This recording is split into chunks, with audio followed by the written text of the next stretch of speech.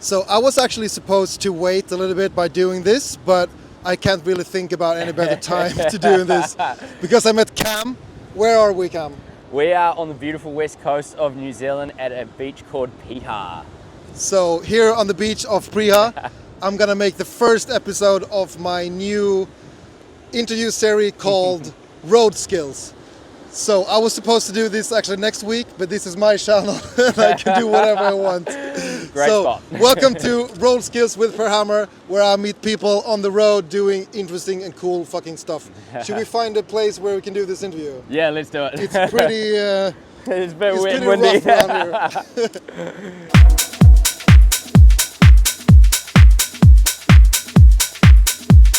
I'm finally sitting down with Cam Morris, who has been the founder and longtime runner of the One-to-One Festival, as well as B.space in Wellington. Yeah. And we're finally sitting down here in Auckland. The closest we came to a cafe out there was a library. Yeah, no, not much. So here we found beer and a good seat.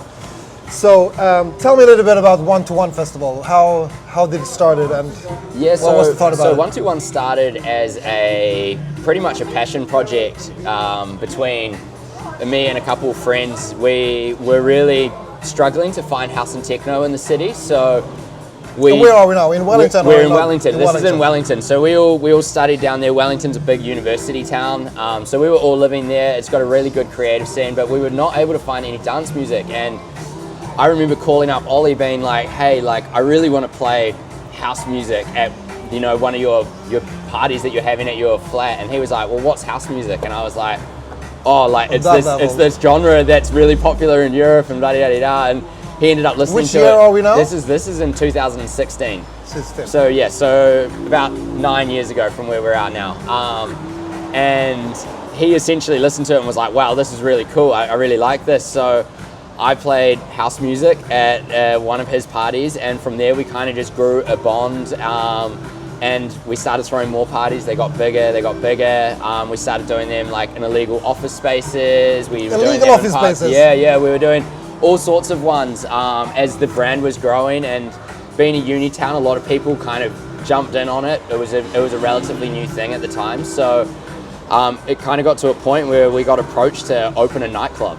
And we were at this age, we were 19 and 20 years old, so it's a good age to enter to start a venue. To start a business. So we were pretty bullish, and once we got given the keys, that was it. We were set. So we ran that for 7 years, and that was a really successful venture for us. Was that a venue which was already a nightclub, or did you turn it into a club? So it was a venue that had unfortunately gone into liquidation a few months prior, and it was just sitting there. So we knew the space from like days where we used to kind of sneak into clubs and knew that it was a venue. Right. But we hadn't actually, it hadn't been a venue for about 4 or 5 months. So we got in there, we just gutted the whole thing, painted it all black, put a big sound system. We ordered a Martin sound system over from Europe, and that was that. So we were in that space for 2.5 years. And how was Wellington at that point? Like where was the scene in Wellington in 2016? So when you opened that venue, was that? I mean, Wellington has always had incredible culture. We've got so many incredible DJs, bands like Fat Freddy's Drops. We've had Lord of the Rings, like lots of good international talent always in the city. But at that time, there was just no venue that was like solidified as like a genre-specific venue, and that's really what we wanted to make. It was a place that you can go down there any Friday, Saturday night, and there's going to be house music or at least dance music playing. So I guess at the time it was quite fresh in the scene. There had obviously been other clubs and a lot of history before us, but right at that time it was definitely the thing that was happening. So sort of like groundbreaking in a way. For our generation at least. Yeah, definitely. Yeah, because when I think about New Zealand dance music, I think we will come to that more later. Is that it's like so hard to put a stamp on. Yeah. Like my impression, like every time I come here, it's my third time now. I feel it's constantly changing. Yeah. Like I played at your one-to-one festival. Yeah. Was it 2 years ago? 2 years ago, yeah, 2023. And I mean, my impression of that was that there was just so many different styles. Like when it comes down to our music, I think like tech house, minimal, dub, influenced house. It's not a very, very big scene. No. So like running a venue with that kind of music, how was that? Well, I mean, it's an interesting one because New Zealand is so removed from these epicenters of music. We don't necessarily have the history or the stature around certain genres or things. So people can blend between different genres or different vibes without having that kind of thing in the back of my mind of like, is it too cool? Is that not cool? You know, so people are just truly raw with what the music is and what they're feeling at the moment. So that kind of gave us a really just a clean platform to just do what we liked playing, and people were just there for it. They were interested in it, and it was something that was new. And being a small city, we had to definitely adapt, and you know, like we were the one glove that fits all. You know, we would do nights which are hard techno, we would do minimal tech house nights, we would do disco nights, and we would just, you know, like try build residencies through like these kind of smaller crews to actually get a little bit more of an understanding and a balance between what genres are, because it's such a big industry, so much music within house and techno that it was kind of hard to decipher what was what. So we really did try to do that, but at the same time it allowed us to have a completely fresh platform where there was just no snobbery, I guess you could say, over certain genres, and it really just allowed people to like what they like. Yeah. Since you're not running one-to-one festivals anymore, without getting into what happened there and everything, what have you learned from running a big festival like one-to-one festival? There's how is Cam post one-to-one versus Cam pre one-to-one? I think I mean, I've definitely learned a lot. You know, it was a massive undertaking running that festival, and there were so many things that we learned about booking internationals versus booking locals, how to balance a lineup, budgeting, everything like that. And to be honest, like I think coming out of it now, it's really given me just like a lot of like headstrong mentality of being able to understand what I'm wanting to do next, and really like take a step back and not having like an emotional presence around a booking, and just being like a little bit more, I guess, understanding what needs to happen to make it work without cutting and compromising quality, essentially. And it's, you know, now looking back on it, there's so many learnings that I've taken from it to be like, wow, like this was such an amazing experience to go through that. It grew so big, there was so many cool names that we got to tour through, and now when I'm looking at promoting parties or I'm working on events, I feel like that knowledge definitely comes through, but in a more mature way, because when we were young we would just be like, oh, we really love this artist, let's book him, you know, and like it was big enough that we could, and it wouldn't really lose too much money. Some would lose money, and we even took that on. That was kind of one of our models, was that like, you know, out of every 5, maybe 3 would lose money and 2 would make money, and we would just take that on the chin, because we really just wanted to promote the culture and experiences of different genres and sounds within the club. So there was a lot of learnings that I definitely took from that, and it's also given me an opportunity to actually travel and work on some bigger festivals, work in bigger events where, you know, these are people that I've looked up to my whole life, and getting to actually work alongside them has given me a lot of knowledge. So now that I'm back in New Zealand, I'm really excited to kind of sink my teeth in, because it has been a big change. You know, through COVID, New Zealand has gone through a lot of, you know, recessions and a lot of people leaving over to Australia. So it's really galvanized the crew that are remaining here, and we have less competition between each other, and we all kind of have one focus to actually just make it a really amazing scene for everybody that is still in the country. Yeah, you know? because I know that you also moved to Sydney. No, you moved to Melbourne, yeah, for a couple of years. Yeah. Would you say that was a part of that recession that happened here, that people were moving away? Totally. Like I don't know the exact numbers, but I think we had about 100,000 people leave New Zealand in the space of about a year and a half. Yeah, wow. And you know, we're only a population of 5 million, so Yeah. it really affected. For a small community A like small that, community, it was especially with massive. people. It was- I feel like, especially like I'm also coming from a small Yeah. city, and like if you have like, like the scene can depend on like one or two guys. Yeah, yeah. Like if these people leave, this is like gonna have like a big impact on how things are moving. And then when you have like cultural people in the cultural scene, and like the whole city is going through like a whole recession, and you feel like I have so much more to give. No, totally. Everyone is leaving. What should I do? Yeah. So, and I always have like such a big respect for people actually like, because I'm a part of the case myself. Yeah. I know how it is to live in a small city, to want the best for the community and everything, but still having to judge that versus taking care of your own career or your own like personality and how you want to build that. So you moved to Melbourne for a couple of years. Yeah. You decided to move back. How do you feel that Wellington is doing now, or Auckland, where we're now? I think New Zealand as a whole is in an interesting place. Like before I left, we actually, as we mentioned at the start, was the b.space. So the b.space was the venue which we is had which is 121. So 121 traditionally would do in-house promoted nights or selected residencies, where b.space was all about opening it up to the community that was remaining in Wellington to utilize the space that they've all partied at and grown to love over the years. So that was a really rewarding thing to actually watch a bunch of crews who are a little bit younger than us and coming up have a platform and have a space to be able to put on parties. So Wellington has still got amazing music, incredible talent, an incredible arts university which people come through.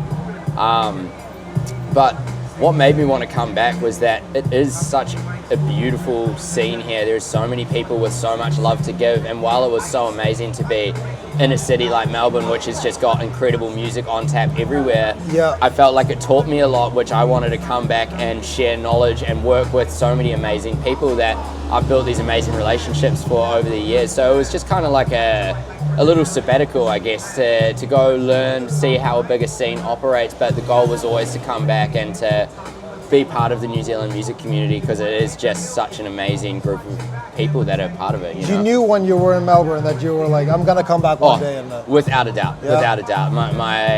Do you feel like I almost felt like an imposter over there, because my heart's always just been so New Zealand focused, and especially doing so much international touring, you know, like you really become like a bit of a champion for the country. You're showing people around, and like that used to be a part that I would love the most about the job, and like to not be doing that over there, I was like, wow, I really want to be is there something that you picked up while living in Australia that you felt like this could be useful when I'm returning to New Zealand in my work as a promoter or as a... Definitely. I think like Melbourne especially has got such an incredible local music scene. Like the amount of DJs and micro pockets of genres that exist there is phenomenal, and so many of the best nights I actually went to were locals, champion locals, and I think that where NZ is with its geographic location, it's quite expensive to bring artists out, so you know, to be able to actually champion locals that are here, because there is so much fucking talent in this country that is just like, you know, because of where we are can potentially be overlooked. So it's like if we can build a platform to actually really represent them and give them good opportunities to learn and hone in on their craft, like that is what I want to do and what I want to bring back to NZ. And also noticing that like for a lot of these local artists in Australia, the Europe step might be too big, but the New Zealand step is perfect. We don't have to worry about certain visas and things like that. We can just travel between our countries, and it's like if we can actually build a stronger connection between the two countries, then that's only going to be more beneficial for the scene in Australasia, you know? Yeah, I mean, I'm just coming out of a tour from Australia, and without that tour, it would be hard for me to come here. Just to be completely transparent. No, with totally, everything. totally. And I always make sure to, when I'm doing my Australia tour, I always want to come here because it feels like it's the most reasonable thing to do. But I mean, coming back to what you say about the local scene, I feel like it's so much right in time. Also Yes, now yeah. when post-COVID, what we talk about in the car ride here off camera is like, there's so many new DJs coming in, like just like living the lives, not like, I believe that they don't even know that they are in the hype. I mean, I've been in this music so long now, and I see the different styles coming in and out, and Yeah. I see artists coming in and out, and like the new scene now, they are just living the fucking dream with No, totally. with the music which is going on right now. We're talking about the fast techno stuff and all of the other trending music, and also the fact that the local scenes are getting more and more local. Yeah, definitely. And you can book your local DJs, which are super talented. They're really into it. They're giving all the best. And if you can book your local artist and like pack the club without having to book like big artists, like with all of their expensive flights, their expensive fees and everything, it just feels like everything just like comes together, and it's like it's a time stamp of Yeah, where we are right totally, now.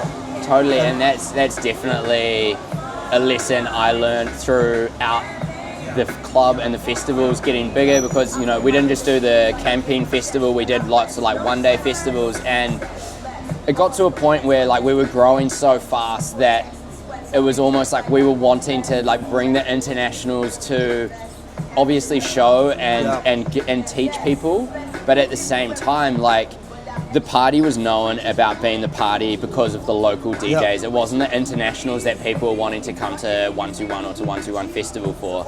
And it got bigger and bigger, and the more internationals, and I think that was a big lesson I learned, was being like, wow, actually like if you just continue championing your locals, people still love those. They don't care if it's the big international or if it's the do not local, care. especially with the talent that's coming through these days, with the access and understanding of the scene. And I think that's also a big part, is like in social media these days we've got connectivity, like we can connect to these big parties in Europe and Berlin, and even though it's through a screen we can hear what they're playing and we can see what the vibes are. So these younger DJs, they've got so much more access to understand what's going on, where back in the day we would have to travel 23, 24 hours over to Europe to be able to go to a record store that sells dance music and stuff like that. Like, so it's just changed so dramatically over the past 5-6 years. Like coming from Europe, like every time I travel to these like sort of like remote places, and I discover how much harder it is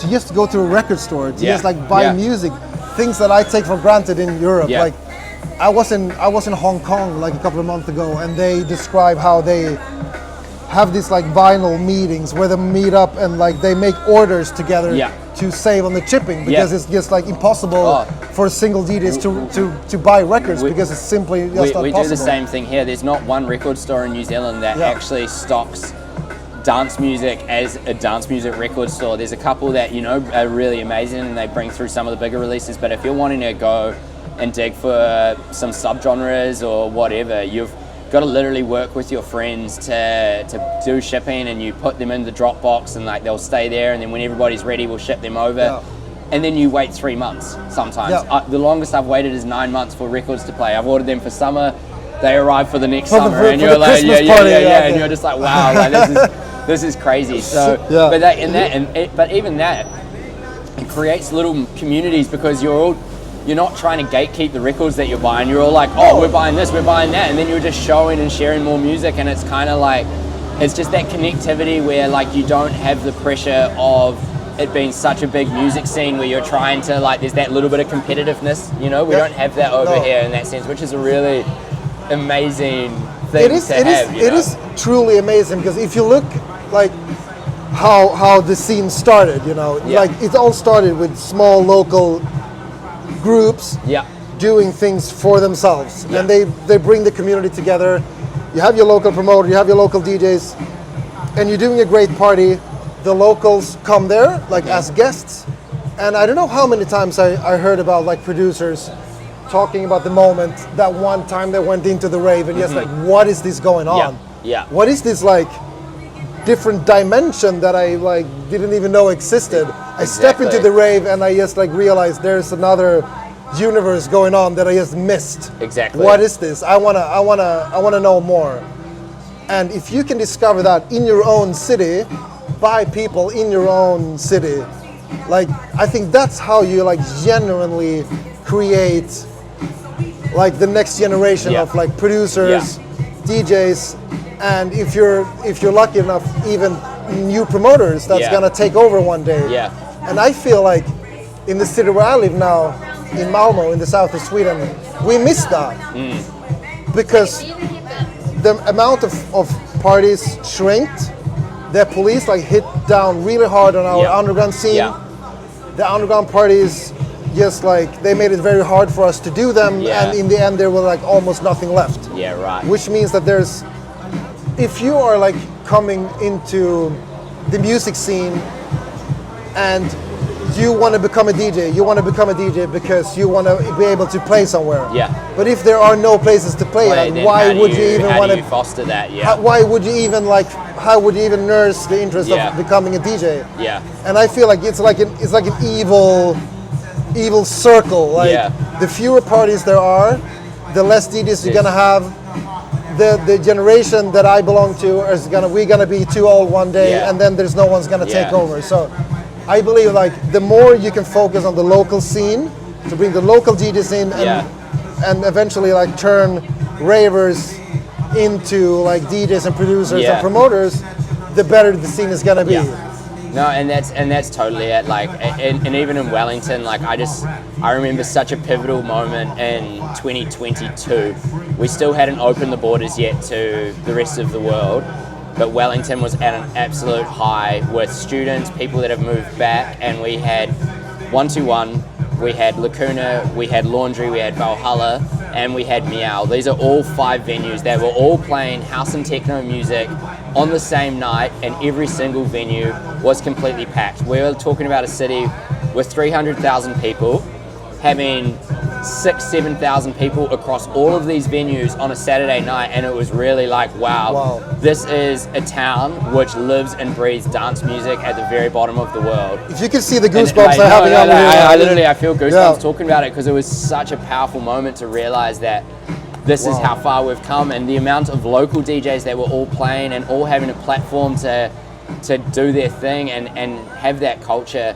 And unfortunately, you know, like Wellington has had a lot of changes. Again, police, licensing, the same issues you get worldwide. We're not immune to it here. We're dealing with the same situation. So that has changed, and out of that, there's only one venue left out of those 5, and that's how much it's changed in Wellington over the past few years. But there are still people championing it down there, and there's still amazing dance music parties, which is really cool to see as somebody who has now been kind of stepping away from the Wellington scene over the past year or so. It's really cool to see that there's still people down there doing it. What's your thought about the scene in Auckland in 2025? Or like in New Zealand in general? I think going back to what I was saying about that galvanization, it's like I've worked at a few events in NZ since I've been back, and the community aspect has like literally like shocked me. Like, people and promoters that I knew who were not friends are now friends, and everybody's working together. Everybody's happy to share, you know, how their ticket sales are going, what party's doing this, if they're booking somebody in advance, because are you trying to like not book the same dates, or like it's maybe like you that. can do the pre-party, I do the after party, or it's just sharing information to be like making executed decisions, so people aren't just going to be getting like absolutely blitzed financially, or being like, oh, that worked for me, that didn't work, and there's none of this like secretivity. Everybody's wanting to genuinely see the community rebuild, because there's just been so many people that have left, that the people remaining here, their heart in New Zealand is they want to see New Zealand have a beautiful scene, which it has, and it's really beautiful to see that. So I've actually come back and felt like a lot of positivity, which has been really cool, and not something that I was 100% sure that I was going to feel when I first got back. But you know, like even like last weekend I went and saw Object at Neck of the Woods, which is like a great local venue here.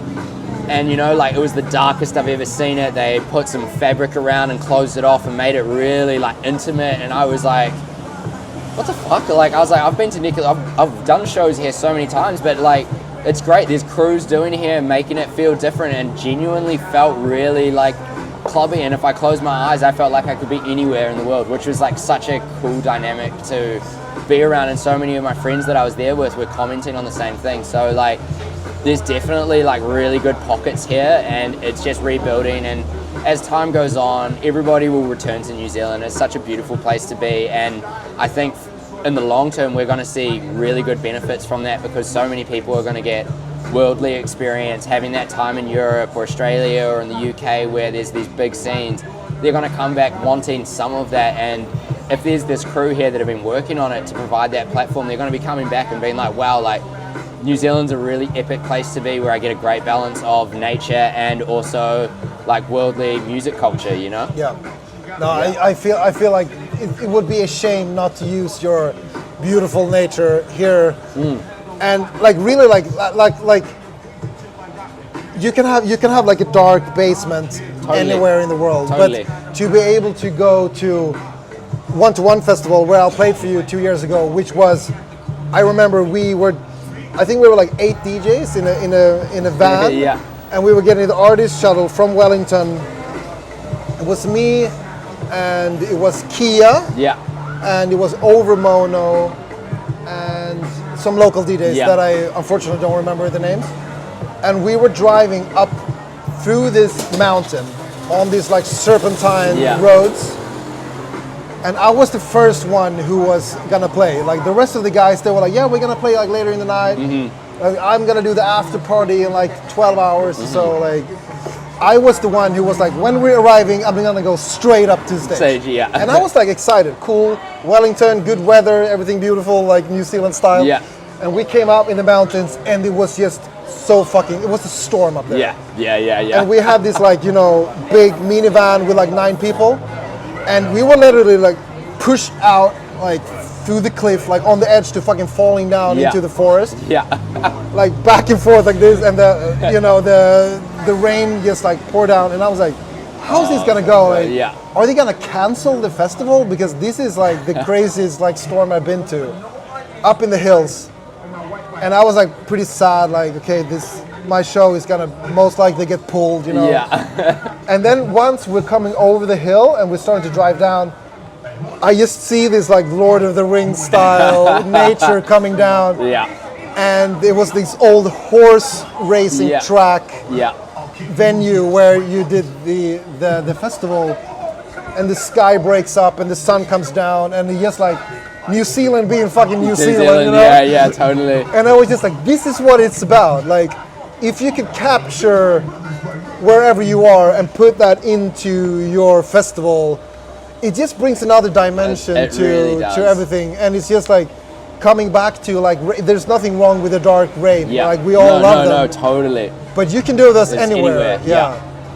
And that's just like how I have this memory is like, every time I'm planning my new Australia tour, is like, I'm just seeing myself like going down that hill after the storm, and like, I just want that again. I want that. New Zealand, can you please just bring that to me? Yeah, you no, know? and that is the amazing thing here. Like, there's so many beautiful festivals that have happened over the years and still happening, which just utilize the natural resources around them to create environments for stages, you know? Like, we don't need to worry about building these big scaff stages and all of this stuff. And while that is great and awesome to do, we've got so much beautiful nature around us that it feels almost rude not to, utilize that. And that was exactly where, you know, the 121 site was. Like, that was an old race course built in the 1920s for the American military.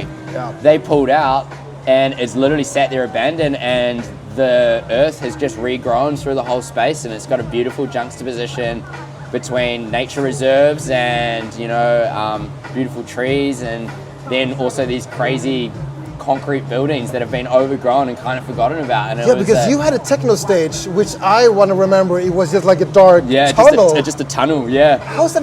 Yeah. No. Yeah, it's hard to describe how it was. I want to remember that you said that you also worked at the Pitch Festival. Yeah. In Melbourne. Yeah. How was that festival? Because I heard that they had a pretty progressive solutions to some things. about the security, for example? Yeah. I mean, the pitch is an absolutely incredible festival that has been literally just and I guess we've just idolized it for many years over here. It's just impeccable stage design, impeccable lineups. The crew that work there, I've never worked with a crew actually like so friendly, and like they have a perfect balance between it being professional, you're running a festival, and also like let's have a lot of fun while doing this. So I had an amazing experience out there, and it was pretty surreal seeing like some of the future technologies that they were using out on site to create a space which felt very open and safe, but still being able to manage their crowd controls. And one of those was with using drones, and drones they would have floating in the sky to see if people were sneaking into the festival or not. So instead of having these big ugly fence lines all around you, you know, they had drones to do that, and that was just like one of the many things that I thought was like quite progressive. I would say that is a quite major thing. And it's quite major, and I've never seen that before at festivals, but it worked, and it wasn't like overly intrusive. You know, when you hear the sound of like a drone being in your face, like it feels a little bit like... How close were the drones? Well, can you see them? Yeah, you could see them. Like, you could definitely see them in the sky, but you know, I guess it is just the future is now, and that's a way that they can keep track of everything. But also, you know, I'm not 100% sure, but I believe it would be a great way during the festival builds and stuff to keep track of like how your staff are doing, or like, you know, if any incidents happened on site or anything. It's just like a great logbook for you to go back and reference to, especially when you're working out in like really volatile lands where bushfires and storms can just come across at any moment, you know. But so if I got this right, the festival, I've never been there. The festival is sort of remote in like a barren area. Yeah, it's in a beautiful So instead of actually like building fences around it, they just have like barren land and then shitloads of drones. Well, it's not shitloads of drones. It's a couple of drones that float around and just go around the festival. Looking for people who are not paying the ticket to get in. Yeah, well, that is one of the things that they will be doing. You know, they're kind of doing a various amount of things for the festival, but you know, there's obviously fence lines. It's still a festival. You've got security. You've got all of those things. It's fucking incredibly professional. Like they are, but it's more in the spaces where the stages are. It makes it feel open, and you can look out to the bush and see the bush, but know that, you know, like, and it's just, but it gives this expansive feel, which, you know, like for us, we don't have that technology here yet. So we would have to put like a fence line to perimeter, not just people coming in, but Intox people leaving the site as well, you know. So yeah, I found that was a incredible or very interesting thing that I saw, and understand why it would be in place, because they're a festival, you know, that's tens of thousands of people, you know. It's a really big festival. It's not a small one. And then you have like double fences and everything. Exactly. Yeah. So it was a... you miss that aspect of like actually being part of the nature. Like let's say that you could like you can have like a festival right on the beach, and you have like this beautiful water. But without knowing that people can actually just like not pay a ticket, just swim in. Which has been the cases of some festivals I used to go to. Festivals over here, like some of my friends I know swim into the festivals. Of course, you know, like, you always find a way to get in. And it's like, and I guess that's always the thing. But you know, like they're just as an operation, they're incredibly tight, and they've dealt with some pretty hectic situations over the years with like just natural things that are happening outside of their control with fires and stuff. So they're really dialed in with their site safety, but I personally found a really good balance between it feeling fun, safe from the consumer or the festival goer's perspective. Yeah, because I mean, as a raver, as a raver, you want your privacy to be intact. I mean, totally. When it comes to all of it, and like having someone like security guards with torches shining their lights in your faces, and I've been to many festivals like that over the years. But you feel that you can still have your privacy intact. With still the new type of security coming. Exactly. Yeah. Interesting. Yeah. No, it's an absolutely incredible festival. And I have to just say the stages there are like some of the most insane stages and some of the best deployed sound systems. Like you know, there's a lot, you know, like you obviously know like DB Audio, J Series, or the, you know, KS1s, or, you know, L Acoustics, and you hear them around and you're kind of like, oh yeah, they're good. But out there, I don't know who was tuning them, or maybe because it was just so far out into the bush that I've never heard systems sound so erupting, you know, and I was like, damn, like we're out of fucking Australian bush stuff right now, like this is sick. And it is crazy because, you know, a lot of these other festivals that you go to, it's like they're beautiful locations, but they might actually have a town 10-15 minutes down the road where pitch doesn't have that, so they can just go long and late and loud, you know, and it's fucking sick. Sweet. No neighbors that you need to bribe. No. Sweet. No. I'm gonna play on Saturday on Silent Studios with Undergrooves. Yep. I fucking love those guys. Yeah, incredible crew. And we are gonna be in Silent Studios. Yes. Which I believe is like a warehouse for like plumbers. Yeah, no, it's a plumbing warehouse that gets turned into a nightclub, and it is a seriously sick space. And how does that work, like strictly legally? Because like coming out of Sweden, where like even starting a bar like this is a nightmare. Yeah. Like throwing a rave is like either you do it straight up illegal, or you just like do it the hard way, and you have to have like an investment or something. Yeah. How does that work? Like if you're doing, you're turning your plumber warehouse into a rave. How does that work? And like how's the So the Logan who owns the venue is just in a big up Logan? Big up Philippe and Anna no, exactly. From Undergrooves. You know, they're all people who are just absolute weapons in our scene. They throw amazing parties, and they really, you know, like it's party first. And Logan's spent a lot of time over the years curating that space. Logan is also the head behind Shipwreck Festival. Yeah, so that is an incredible space, and he's just got a certain license in there that allows him to run parties for special DJs coming through like yourself. So everything is as it should be in there, you know, and that is just a type of license that we can get in New Zealand as a special license, which allows you to run a multitude of parties throughout a year, but there is a set limit number. I'm not 100% sure what that is. But still, I mean, that's just like such a good way of just like working with the culture of the place. Like